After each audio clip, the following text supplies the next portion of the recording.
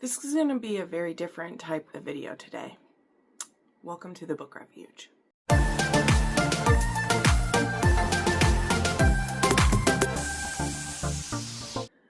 Hello friends, my name is Jen, and today I'm not going to be talking about romance books, so I understand if that's what you came here, why you don't want to stay, but I do encourage you, if you listen to audiobooks, specifically if you listen to them on Audible, whether on Premium or Plus, or whether you buy from them, however, to listen to what I'm going to talk about today, okay? Because if you use those platforms, that platform, hopefully it means you care about the authors who put their books on there. And I'm encouraging you to be more than just a mindless consumer. And this is not throwing shade. I do the same thing. And as I go through what this issue is, I would absolutely be someone who would be doing this if I hadn't have seen this video that Daniel Green had made. And he's now made a series of these videos. And at the end of the most recent one, which is actually the shortest one and will be the one that I link in this video, though I'll probably link all of them because there's only 3 of them in this series and it will lay this out better than I do. But he did a call out at the end asking booktubers to talk about it. And I know for the most part he was talking about other creators of a size of himself, because that is who will really get the voice out there. But to me, I know the romance community is a lot smaller than his fantasy audience, but I also know that we care very passionately about our audiobooks and we care about our authors. And for us, there are a lot more indie authors in the romance space than there are in the fantasy space. Maybe it's equal, whatever. I'm allegedly making suppositions there and making things up, but I know that I specifically read a lot of authors who are indie or started as indie who pay to make their own audiobooks or who have to campaign and fundraise to make their audiobooks, or they don't get them made at all because they can't afford it, or they go in the hole to make them because it costs so much. And Audible, this giant conglomerate who, yes, has an absolute chokehold on this industry, and we all just put up with it because we're like, well, we don't have anywhere else to go. And again, me too. Me first when any of this happened. So when he put out the call that he wanted to see other booktubers talking about this, I at first brushed that off of well, I'm just going to support his video. I will share it. I will share a link to the change.org petition. But that's all that I can do. And he challenged at the end for other booktubers to join in. And you know what? I'm a romance booktuber, and within romance booktube, I wouldn't say I'm the largest by any means, but I'm certainly not the smallest voice either. And if I can maybe help breach it over to this side and point out a few of the things why I think this is even more dangerous to romance authors, truly, wait till you hear this. If you are a romance author who has had audiobooks made or is trying to have audiobooks made, or you're someone who consumes them, which, is a good amount of you watching this, I really think that you're going to want to listen to this and then you're going to want to sign this petition. And again, this isn't something I would normally bring, but this is going to affect so much if Audible is able to just slide this in. And the most we can do is make sure it doesn't happen silently, okay? And though, again, Brandon Sanderson has been loud about this, and I have a feeling there's going to be even more loudness that he makes very soon. I know that he is still gathering his resources on this, but again, if you watch the most recent video Daniel made, Brandon Sanderson has a direct statement, and he's working on what he's going to say about it. The most we can do is make sure Audible can't do this silently. I'm not going to be asking you to, not that you would burn down an audiobook, but I'm not going to be asking you to cancel Audible. I don't think that will help the situation because that would just take more funds away from the authors. You'll see what they ask in here. But just in the last 6 days, this is up to 5,500 signatures, and I just want romance to do its part of it. Okay, so what I'm planning to do in my video, because I haven't done the hours upon research that Daniel did, and I am, as I said, I think you need to go watch his videos, however you feel about him or not, or fantasy movie news or not, or whatever, I think you need to watch those at least 3 videos that I'm going to link that are about Audible. If you listen to audiobooks through Amazon at all, if you use Audible, I think you need to listen to it.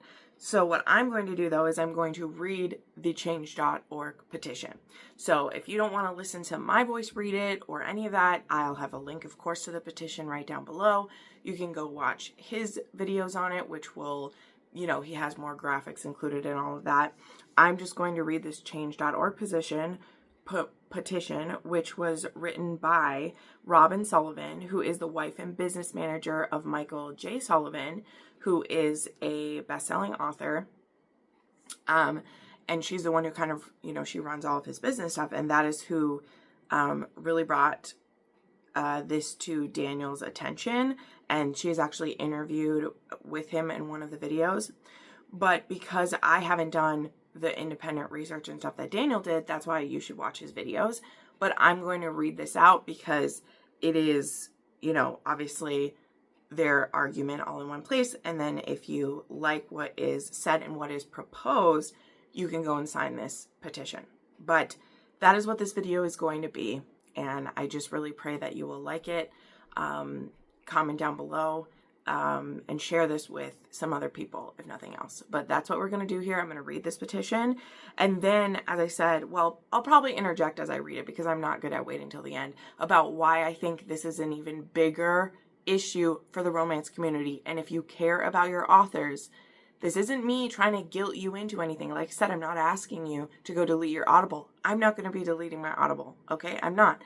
But I'm going to be loud about this because when a company is the monopoly and you still must rely on their services, that doesn't mean they aren't accountable for what they're doing with it, okay? And we can force them to do certain things, right? Or we can try our best anyway. So let's go ahead. I do have my energy drink.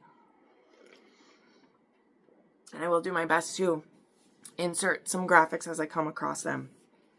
But here we go. I have it on my tablet here, and here we go. So it says this: convince Audible to revise its new royalty model. So Audible is saying they have this new royalty model that they have introduced in part to Sanderson demanding that they pay authors more if he would put his new projects on their platform. This happened a while back. It was really cool that he was doing that, though he said himself that he was going to give them a year and see if it was really true, if the changes they made were actually going to benefit authors or if they were just blowing smoke. And like I said, if you listen to his most recent statement, he's like, this is what I was afraid of, but I wanted to see if they would change or make these decisions. Well, they did change, but they did, they played, what's it called? 3-card Monty, where they hid the queen and are trying to fuck with us all. So here's what it says. This is what the issue is. Over a year ago, Audible announced the coming of a new royalty model, and I was excited by the headline announcing increased promises. Again, this is from, what's her name? What did I just say it was? From Robin Sullivan. She is the I who is saying this because she wrote this petition. And I was excited by the headline announcing increases promised, but buried in the fine print is a change, one that hurts authors and circumvents listeners' intentions. In short, Audible is taking money from higher value premium titles that people pay for to give to lower value plus titles in all you can listen catalog, aka the Audible Plus catalog that a lot of us romance readers use. Again, I will interject as we go to point things out. Audible themselves describes those second-tier books as free, but when consumed with premium titles, they have a cost, and it's the authors who pay. This robbing Peter to pay Paul hurts creators who don't put their titles in the all-you-can-listen program, and it isn't aligned with how listeners expect the creators of these stories to be compensated. I've proposed a tweak to this new royalty model that keeps the 2 membership plans separate, maintaining consistency with the value of each audiobook. But Audible hasn't agreed to make that adjustment. If writing this wrong sounds good to you, please sign the petition so we can get Audible to understand our frustration and make the change. And if you'd like a detailed explanation, please read on. Give it to us, Robin. Here we go. So I hope that overview made sense. She's going to dive into it now. To understand the problem, a little background is required, all right? So we got to do some homework, but let's do it for the sake of the authors we love, okay? Let's do it. Audible offers 2 plans currently. There is the Plus, which is about $8 a month. I'm going to round up here. And it grants you access to thousands of titles that you can listen to in the library, okay? So that's the plan where you don't get a credit every month. You just have access to the premium titles, okay? Then there's or just to the Plus titles. Then there is the Premium Plus subscription, a subscription plan that provides credits, which can be used to buy an audiobook from the entire collection. The plans start at about $15 for 1 credit. There are also plans for 2 credits a month, 12 credits a year, and 24 credits a year. It's also possible to purchase additional credits.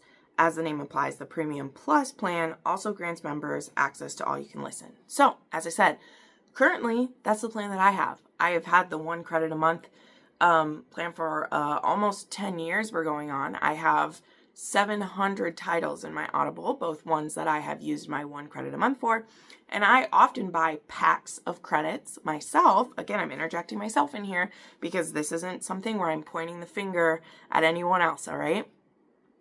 And I myself, how I listen to audios on there is if a book with my subscription is going to cost more than $13, I use one of my credits.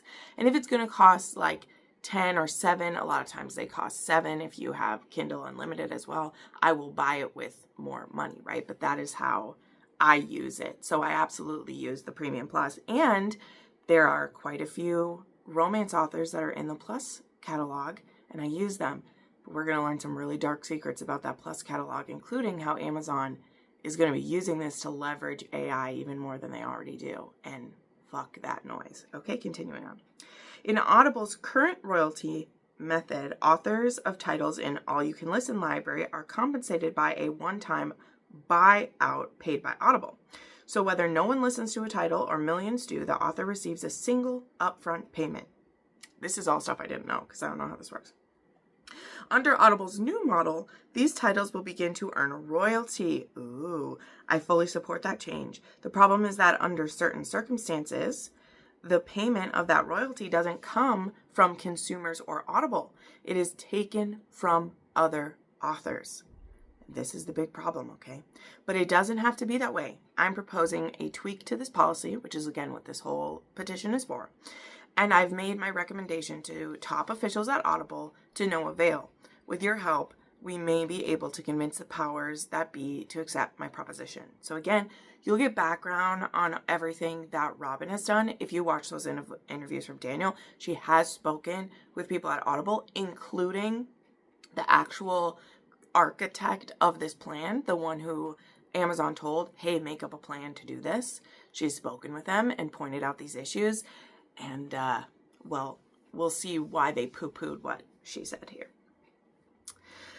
From Audible's perspective, they see my proposed tweak as trying to fix something that isn't broken. But if you bear with me, I think you'll agree that there is a problem, one which significantly harms the authors that you, as a listener, are trying to support. As one might expect, authors of premium titles are compensated from fees collected from premium membership. Likewise, authors of Plus titles are paid by Plus members, but this isn't always the case. And here's the problem. The problem arises when a premium member uses a credit to buy a title, but they also consume content from the All You Can Listen library. That's me. I'm the problem here. That's me. I use my credit, and I use the Plus catalog because there's lots of romance titles in there that I love. And it's not just me, because I have 4 people. Sorry, I'm not crying about it, but I have 4 people who use my Audible, right? I share it with my sister and 3 friends. And a lot of the titles that they listen to are in the Plus catalog because they know that they don't have to ask me to buy a title for them if they want one. One of my friends was listening to all of the classics in there. She was listening to all the Jane Austens, which are included in that catalog. So it isn't even just me listening. Like, I do share this with multiple people. So I'm even more guilty. I'm awful. No, I'm just kidding. No one's awful who's doing this. It's Audible who's lying. Again, I'm just saying it's happening every day from my point of view. At the heart of the new royalty model is something called member value. This amount, along with royalty rate, determines how much an author puts in their pocket, okay? So this is where some graphs will start to come in, and some equations. So I will try to insert graphs as needed, but if you will pull up the petition and look along with me, you can see these. Again, I'm not here to do all that work for you. I'm just presenting it by reading it out for you. So there's an equation that says equals author income is member value times your royalty rate. So the member value will vary from month to month based on factors such as the number of people enrolled in the plans, cost of credits, returns, discounts, free trials, and so on. That said, the typical member value Audible has been using is represented about the new plan as follows. It's $13 to buy a premium title, and it's $7 to consume a single plus title. The tweaks I'm proposing will change how this member value is calculated based upon various listener behaviors. We'll use 3 examples. Okay, so this is where you really got to look at the graph, because me reading out math isn't going to help you, okay? But the point is, in this graph, they show you examples of different listeners. And if you are just using your credit, you buy one book, that's all you listen to. Let's say you don't have enough time to do more than that, that's all you're listening to. There's examples of if you do that credit and you end up, like not using it right away and you're using the Plus catalog, or if you just have a Plus catalog, like if you look at this graph, it'll go through all that for you. But let me now explain some of that. It says, as you can see, when a premium member buys a title with a credit, and they also consume content from All You Can Listen, income of one author is redirected to other authors. In essence, this sets up a zero-sum game where one author benefits at the expense of their fellow authors. To make matters worse, this model makes me complicit in this behavior, even if I don't put any titles in the All You Can Listen program, okay? And no, it's not a typo that Title B earns the same amount when listened to in isolation or when combined with Title A. So again, you'll have to look at the graph. They're not giving you a choice, is the point. Titles in the All You Can Listen benefit from both membership pools, but it comes at the expense of an income loss to Title A, all right? So the book purchased with the credit is earning less than the free content. So the way she's explaining that is, as I said, for me, the customer who's bought one credit and used a book to get it, which by bought, the credit means that monthly, that's what my membership is giving me, is that credit. Let's say, we'll use the example, I purchased a copy of, who's an indie author? I don't know, I purchased A Wolf Gone Wild as the book I'm reading. But then over here, so Juliet Cross should receive the full amount of the royalty for me purchasing that, right? You'd think so. But then over here, let's say I listened to 4 or 5 books in the Plus catalog that month, okay? So the money that she should get for this title, because I bought that book outright for that credit, but I listened to these 4 over here, well, that means the money that I've paid in gets divided among all of these books, including the one who didn't agree to be in this pool. So her book, if I've bought her book but also listened to these, she has to share royalties with those people here. Okay? Even though she did not agree to be in that pool, her listener, me, is listening in that pool. So she has to share her royalties with them. How is that fair? She didn't opt into those at all. It's ridiculous. So the fix that Robin is proposing, that's what this petition is for, what they think will help, is not to get rid of the Plus catalog or anything as drastic as that. What she's saying is that why won't Audible keep those pools of money separate? So that the people who've agreed to be in this pool, knowing that they'll make less per title, it's like authors who agree to be in Kindle Unlimited. You know that there's only a pool of money to choose from, but it gets you more access to readers, right? So she's saying, why can't we keep the money for those 2 pools separate? So any All You Can Listen content, whether consumed by premium Plus members or a Plus membership, will be compensated from the Plus membership, right? So anytime an All You Can Listen is being used, why aren't we using funds that are in there?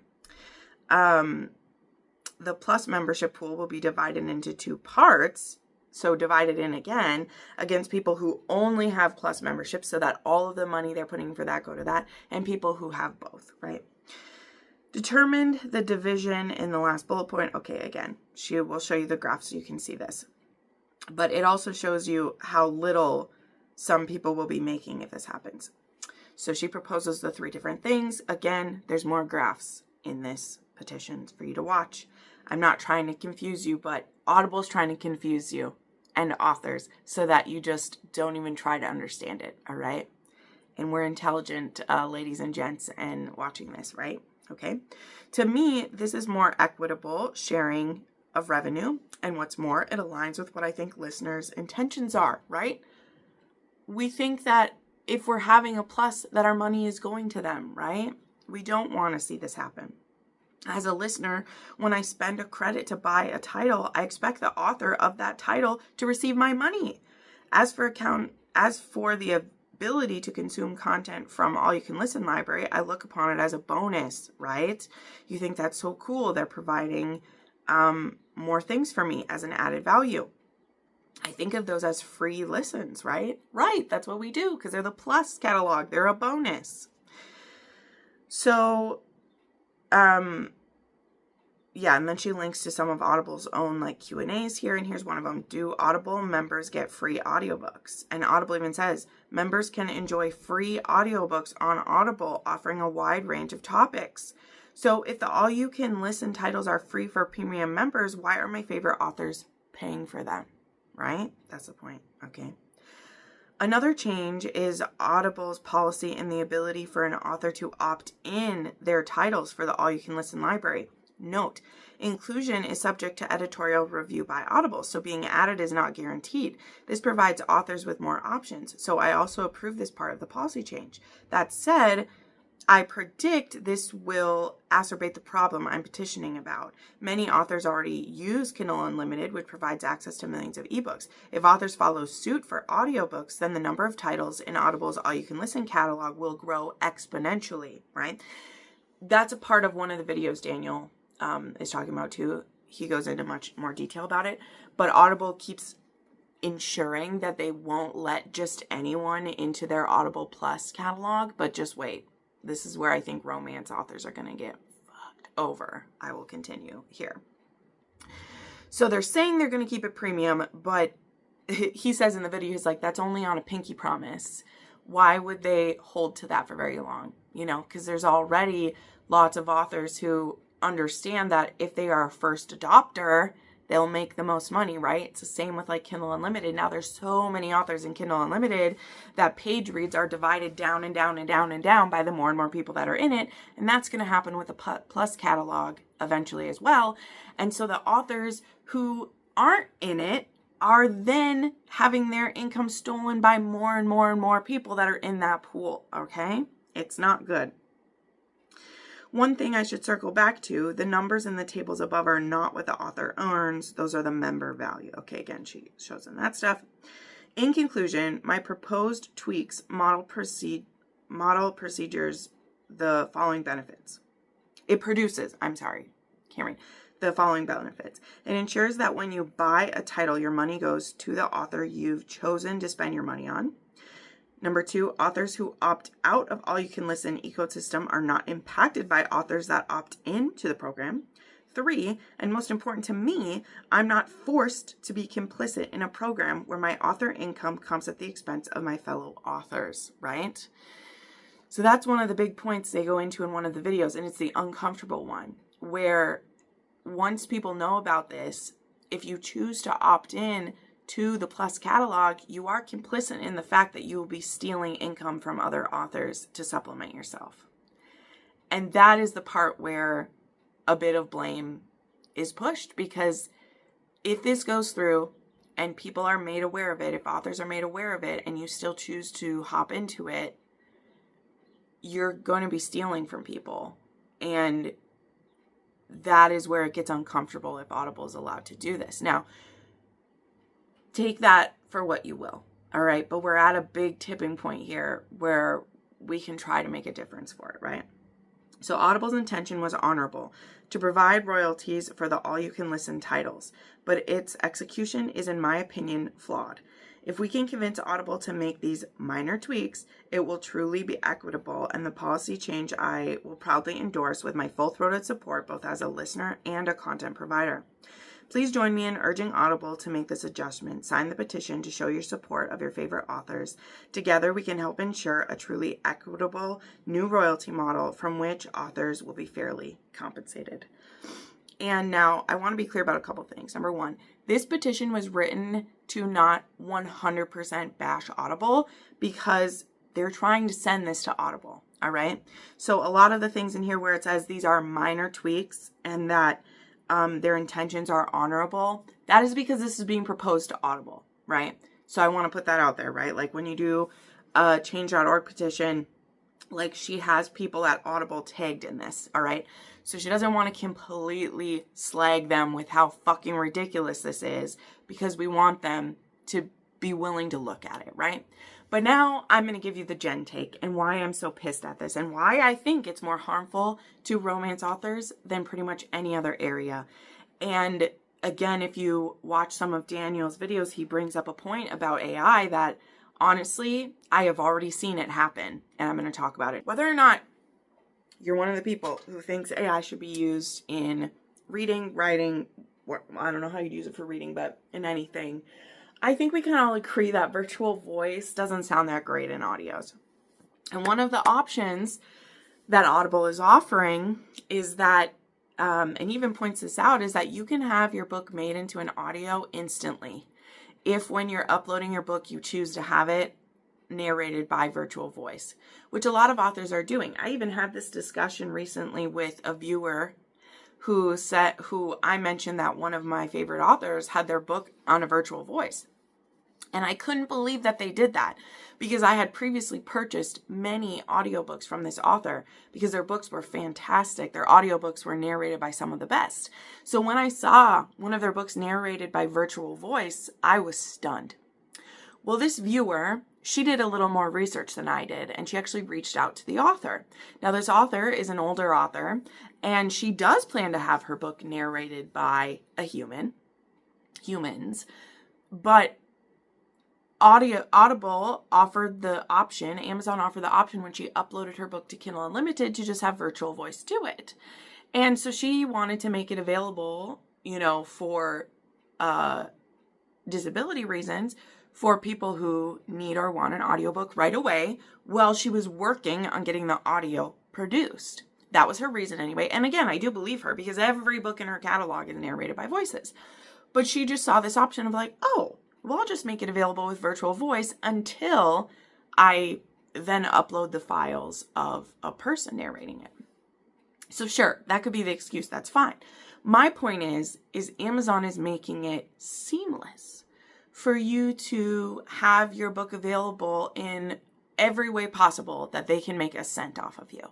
Okay? Now that we know more about this proposed royalty situation, that makes even more sense. You guys, it makes even more sense why the Audible Plus catalog has been fucking flooded with virtual voice. I was looking through it just a couple months ago. It's been a while since I've looked, trying to find some Audible Plus titles. And there was so many virtual voice, and they were like ridiculously flooded with it. And I was getting so pissed about it. But now think about it, you guys. It makes perfect sense why they're doing that. Because not only then do they have you in Kindle Unlimited, and you've clicked the box to have virtual voice tagged on, now there's no narrator who needs a cut of it. There's, them who gets to keep a lot of it. They're draining funds out of the premium titles to pay the people in the Plus catalog. Now, if they're the ones who produce the audio for it because it's used by virtual voice, they're keeping even more of the money of that. And there's less people to split it with. So who's to say that the Audible Plus catalog, not only is it now draining money from authors who are in their premium side of it, but it's keeping even more of it because the bulk of those are done by virtual voice. It is a die-fucking-bolical what they're doing. And it shouldn't surprise me. It doesn't. They're a national conglomerate. This is capitalism. Fine, whatever. But if we have the chance to stick our voices into this, to throw a wrench in the plans and say we're not going to go quietly into this new process, I think the least we can do is to sign this petition to get some attention. And thankfully, and this, again, if you watch these interviews, if you watch these videos with Daniel, Robin has been able to talk with people at Audible. Sanderson has been able to talk with people at Audible. They are able to get sit-downs meeting with them, but they don't have enough power behind them. Even Sanderson, who they appeared to appease so that his fans wouldn't go somewhere else for their books, they lied to him, which again, when you see a statement, he's like, I knew they might do this. It's why he hasn't been like, oh, Audible's the best. He isn't saying that about them. He was giving them a chance, right? And they lied about it. Because in the way that they're doing this, they're saying that authors get a higher royalty rate. But they're getting a higher royalty rate out of a smaller pool of money and by stealing from other people. So that's not good. And also, again, the point he really makes in the most recent video is that they're saying that the Plus catalog will be kept smaller so that it's not stealing as much. But again, if they flood that with virtual voice, if they just start letting everybody into that, like, think about it. Kindle Unlimited, you don't have to apply to get into it. You can just choose that as an option, all right? And there's all their exclusivity contracts that they have with it too. So you can't even try to make money on the side anywhere, So this is just, it's gross, you guys. It's gross. And again, I know this isn't the fun and fuzzy content, but after the most recent video and at the end when Daniel said he can't do this on his own, I am 1/10 of the size of his. I don't have the same reach and audience, but I know a ton of you use Audible and you listen to audiobooks, all right? And a lot of you are authors who have books in Audible or want to. This is going to be devastating because not only will you be locked in with Amazon and not able to make money on your books anywhere else, you're not going to be able to afford to make audiobooks because it's going to take even longer to make your royalties back. So who's to say how many authors won't just give up and allow virtual voice to narrate their book because they can't afford to do it because Audible's made it impossible for them to make their money back. So Audible then squeezes narrators out of the game altogether. And I take that very seriously. So again, I'm not asking you to cancel your Audible. I won't be canceling my Audible at this point anyway. I use it for too much. As I said, I have many people who use it. But I currently won't be using any Plus titles. I'm going to encourage my loved ones who use it to please not use them either. I know some of them have connections with their library, so I'll ask them to use that instead for now. And until there's some change with this, I'm probably not going to be using it for anything but my single monthly credit because that's the only way I can guarantee that my money is going to a single author at a time because Audible has done this. But that's just what I'm going to do. But the first step I did was to sign this petition. When I first signed it, and I'm not saying this because I'm so great, I'm saying how many people have seen it. When I first signed it, there was less than 1,000. Now we're at 5,500. I wonder where we're at now, if I can refresh. Because now it's at almost 6,000. So please go sign it. Please watch the videos I've linked if you use audio. I really don't bring a lot of causes onto my channel, but as a PA for an author, as someone who half of what I read is audio, I just think this is far too important to not share. So again, thank you for watching. If you've made it to the end, give me some headphones to show me you love audiobooks, and please go sign this petition. And yeah, let's see if we can get them to listen, because again, too, like, this petition is written in a way that we're not just completely bashing Audible with it because we want them to actually listen, but these small tweaks they're going to make, to me, should have always been how it was done. And the fact that they were trying to slip something else in, it just shows that there's no care at all. And again, they will not care about our voices unless we make them care, because a capitalistic, organization with stakeholders and things like that, they don't care what individual people care about it until we make them listen. So I put this humbly before you to check it out. Again, there's no guilt here for us. I don't want there to be. I just want us to lend our voices to it and for us to be upset about what we're seeing happen to authors. And I, if nothing else, in a selfish way, I hate virtual voice. I hate it with a fiery passion. I hate virtual voice. There are lots of authors, I haven't named them out, but there are a lot of authors I won't listen to their books or buy any more from them because I've seen them just slip into the virtual, using the virtual voice because it's easy. Okay. I won't be listening to their stuff because you're stealing work from people. And it's the same as books with AI covers. I don't buy those. I don't talk about them on my channel. I just, the other day, had an author who has AI covers ask me to support their book. And I'm starting to tell people now, like, I will be honest, in the past, when authors with AI covers have reached out, I've said, oh, I'm busy. I can't take this on. I'm always busy. I love taking on indie authors. But when I see an AI cover, I usually just come up with an excuse. But yesterday was the first day that I said, I was like, hey, I'm not meaning to bash you, but I see that you have AI covers and you use a lot of AI videos to promote your books. I won't be talking about those on my channel. So if you ever do get different covers made, reach out to me again. Like, I'm going to start saying it because I can't just keep passing the buck and letting someone else have the awkward conversations. This is too big of a monster to just turn my back and pretend it's not happening. I refuse to be devoured by it and the areas that I love to be devoured by it. So thank you for watching this. Thank you to Daniel and Robin Sullivan for bringing this to our attention. Let's see if we can make a difference. Love you, my friends. Bye.